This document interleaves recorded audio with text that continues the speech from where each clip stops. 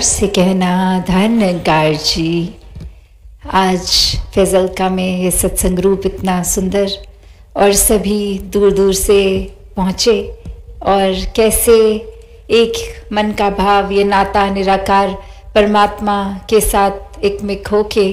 ये रिश्ता और गहरा करने के लिए इस सत्संग रूप में आके संतों के अनमोल वचन सुनकर जीवन में उतारने के उद्देश्य से यहाँ सभी पहुँचे कि ये परमात्मा जो कण कण में है, पूरे ब्रह्मांड में है, ये तो एक सच्चाई नाम कोई भी ले लें, ईश्वर बोल लें, परमात्मा बोल लें, अल्लाह बोल लें, जिस नाम से आस्था रखें, तो ये सच्चाई तो एक ही है और ये शुरू से एक है, आज भी एक है। और ये जब पूरा संसार, पूरा ब्रह्मांड खत्म हो जाएगा तो भी ये सच्चाई यही रहेगी, इसने तो कभी बदलना नहीं है। कैसे एक जीवन में परमात्मा के आने से संतों ने अपने जीवन का बयान दिया कि ये जीवन कैसे बदलता है। पहले भी दुख सुख जीवन में आते हैं और अगर परमात्मा को ब्रह्म ज्ञान द्वारा जीवन में शामिल किया तो भी ये दुख सुख वैसे ही आएंगे। कोई चमत्कार हो के सिर्फ कोई खुशियाँ या सिर्फ एक सुख की ही अवस्था जीवन भर नहीं रहेगी। बस फर्क आता है तो वो नज़रिए में कि ये दुख भी फिर दुख नहीं लगता, ये आनंद की अवस्था, ये सुकून में पल पल जीना कि परमात्मा की ही देन है, तो यही अच्छा है। तू कबूल तो तेरा किया सब कबूल वाली अवस्था कि ये पूर्ण है परमात्मा, तो पूर्ण खुद है जो, उसका फिर कुछ भी हमारे हिस्से जो आया उसके द्वारा तो फिर वो पूर्ण क्यों नहीं होगा। तो हर स्थिति में जिस तरह मालिक रख रहा है उसमें ही खुद को एक शुक्राने भाव से जो रख लेता है वही वाकई ही भक्त है, संत है कि ये परमात्मा से जुड़कर हर पल में इसके साथ ही जुड़े हैं तो महत्वता है। वरना तो जिस पल इसको भुला दिया, विसार दिया, तो यही इंसान जो एक बहुत ही हम्बल है, बहुत ही करुणा में समर्पित रूप में, वही कैसे मिनट नहीं लगता कि अहंकारी इंसान बनके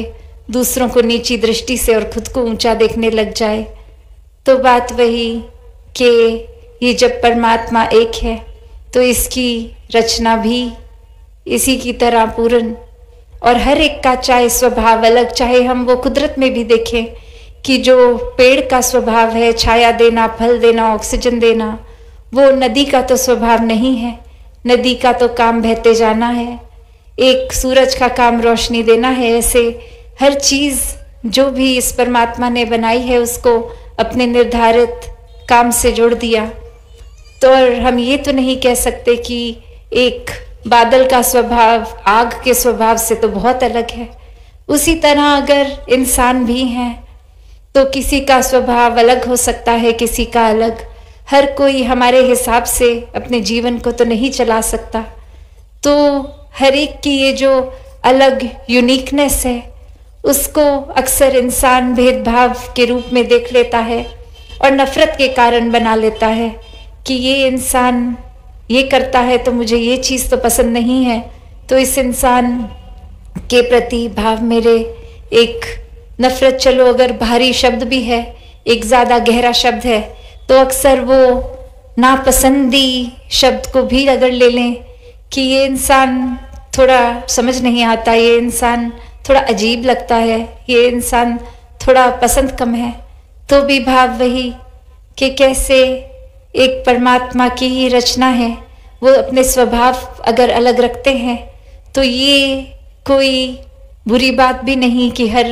किसी का अपना स्वभाव है। हर कोई अगर हमारे जैसा ही होगा तो फिर एक वो किसी से हम क्या सीखेंगे,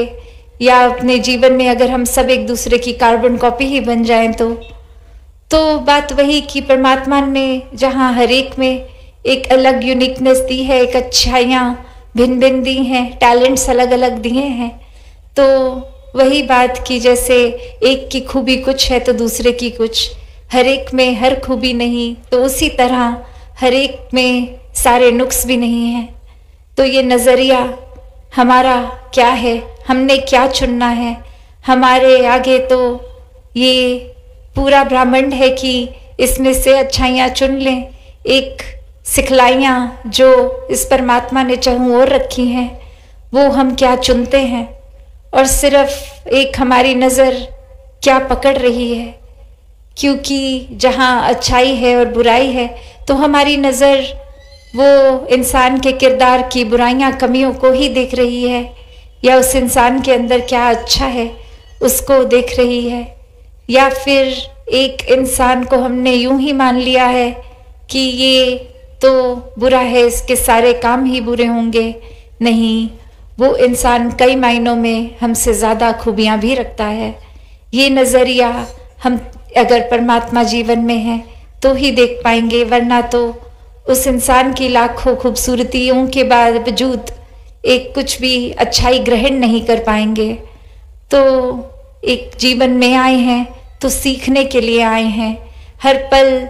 ये एक शिक्षा किसी भी रूप में मिल रही है तो उसको अच्छाई को पकड़ना है, वरना जिस पल ये समझ लिया कि हमें सब कुछ आता है तो वो एक सोच हमारे खुद के पतन के लिए है। खुद ही गिरावट का रास्ता बनेंगे हम अपने लिए स्वयं, जब यही लगेगा कि हमसे बेहतर तो कोई नहीं, हमसे ज़्यादा किसी को नहीं आता। तो बात वही कि ये दास बनने की बात एक गुरुओं ने, पीर पैगंबरों ने, संतों ने समझाई कि ये दास मन से बनना है, कि ये सेवा भाव, ये समर्पित भाव सिर्फ परमात्मा के ऊपर ही नहीं, ये परमात्मा के बंदों के लिए भी वही भाव कि एक जब भी अक्सर देखते हैं कि सेवा का जब रूप बनता है तो अगर उस समय हम अपने अंदर ही अकड़ रख लेते कि हम किसी के एक चरणों में क्यों अपना सर टिकाएं, या हम किसी के एक जूतों की सफाई क्यों करें, किसी को भोजन रूप या इत्यादि अनेकों किसी रूप में भी जो मानवता की सेवा कर रहे हैं, तो बात वही आ जाएगी कि मन को ही विनम्र नहीं किया तो फिर ये भक्तों वाले गुण कैसे मन में घर करेंगे। भक्तों वाले गुणों को एक ग्रहण करना है तो वाकई ही ये जो गुण जहाँ से शुरू हो रहे हैं, जहाँ से उपज है उनकी, तो वो गुण ये परमात्मा स्वयं ही, और जितना ज़्यादा इस परमात्मा को मन में बिठाएंगे, बसाएंगे, उतना ही इस परमात्मा के साथ रिश्ता और मजबूत, और जितना ही मजबूती ये लेगा रिश्ता, वो एक सोच की और एक समझ की और एक अपने मन के भाव, एक अपने काम, एक कर्म, हर कोई फिर एक सही दिशा की ओर ही रहेगा, एक चैनलाइज्ड रहेगा। तो यही बात भक्तों ने हर समय समझाई कि हम अपने जीवन में चाहे एक संसार है तो ये गंदगी भी है, पर वो गंदगी का ग्रहण नहीं करना। एक जैसे हम अक्सर जानवर को भी देखते हैं कि एक अगर बहुत ज़्यादा कूड़ा भी कहीं पड़ा है, कचरे का ढेर है, पर उसी कचरे के बीच में कोई फल गिरा हुआ है, तो वो जानवर वो जाके वो कचरे में इधर उधर फरोल के उस कचरे को, वो खाने की साफ चीज़ को ग्रहण कर लेगा और बाकी कचरे को छोड़ देगा। उसी तरह एक अगर हर चीज़ हमारे सामने भी संसार रूपी माया में ये परोसी जा रही हैं, तो क्या ग्रहण करना है उसका चुनाव हमारा, और ये सही चुनाव सिर्फ इस परमात्मा को अगर साथ रखेंगे तो ही हो पाता है, क्योंकि परमात्मा तो एक पल भी किसी से दूर नहीं है। जो दूरी बनाई वो हमने बनाई, हम ही भूल गए, हमने ही एहसास खो दिया। ये अक्सर संसार में जिस तरह कहा जाता है कि परमात्मा से भय का रिश्ता रखो, पर एक बात को गहराई से देखें तो परमात्मा से भय का रिश्ता नहीं, प्यार का रिश्ता रखना है, क्योंकि जिससे प्यार होता है उससे तो फिर एक ये रिश्ते में फिर अपने आप ही एक बातें मानने की भी बात आती है कि जो जो सिखलाई संतों की है इस परमात्मा पे आधारित, तो अगर प्यार ही है ये रिश्ते की नींव, तो फिर प्यार में तो खुद को गवा के हर कुछ किया जाता है। तो बात वही कि ये परमात्मा भय नहीं प्यार है, और जितना ज़्यादा इसके ही रंग में रंग जाएं, एक में खो जाएं, अपना भी जीवन संवार लेंगे। पल पल में ये सुकून का एहसास होगा, पल पल में ये विश्वास और मजबूत होगा,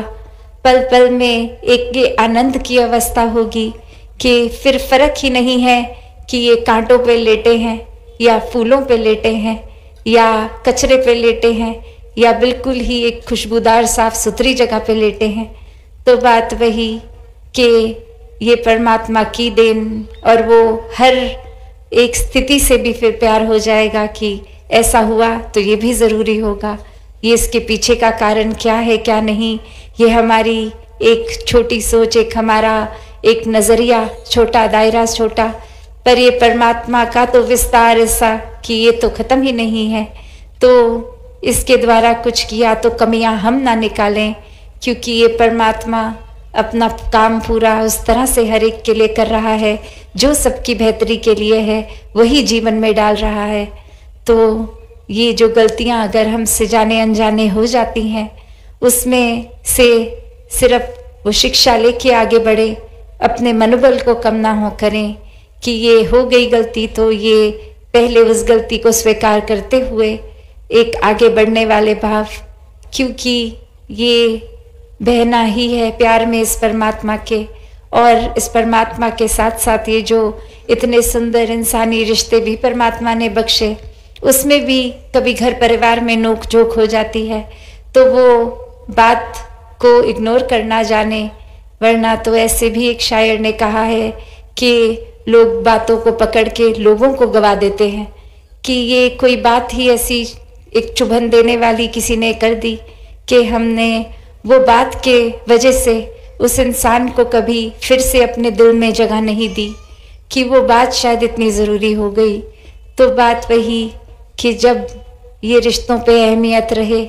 ये एक जुड़ाव का कारण हमारी तरफ से हमेशा बना रहे, तो वाकई ही ये जीवन सुंदर जीवन बनता है, वाकई ही भक्त प्रवृत्ति वाले बन जाते हैं, एक संतमति आ जाती है, एक वाकई ही इस परमात्मा के प्रेमी बन जाते हैं। तो ऐसा ही प्यार हर किसी के हिस्से आए। ये सेवा सिमरन सत्संग की दात जो है, इसको आम समझ के ये पल बिता ना दे,